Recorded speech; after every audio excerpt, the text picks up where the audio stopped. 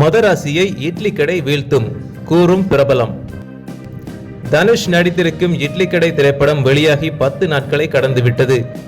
இதுவரை இட்லி கடை திரைப்படம் தமிழகத்தில் 50 கோடிக்கு மேல் வசூல் செய்திருக்கிறது.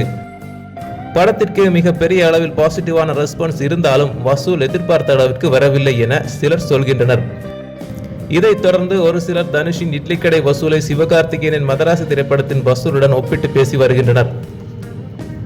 இந்த நிலையில் பிரபல திரையரங்க உரிமையாளர் திருச்சி ஸ்ரீதர் இட்லி கடை வசூல் பற்றியும் மதராசி திரைப்படத்தின் வசூலை இட்லி கடை முறியடிக்குமா என்பது பற்றியும் பேசிய விஷயங்கள் இணையத்தில் வைரலாகி வருகின்றது. அதாவது இட்லி கடை திரைப்படம் இதுவரை தமிழகத்தில் 50 கோடிக்கு மேல் வசூலித்துள்ளது. மேலும் மதராசி திரைப்படத்தின் தமிழக வசூலை கண்டிப்பாக இட்லி கடை பீட் செய்துவிடும் என அவர் கூறியிருக்கின்றார். இது தனுஷ் ரசிகர்களை மகிழ்ச்சியில் ஆழ்த்தியிருக்கிறது. இணையத்தில் தனுஷ் மற்றும் சிவகார்த்திகேயன் ரசிகர்கள் மத்தியில் மோதல் நிலவி வருகின்றது.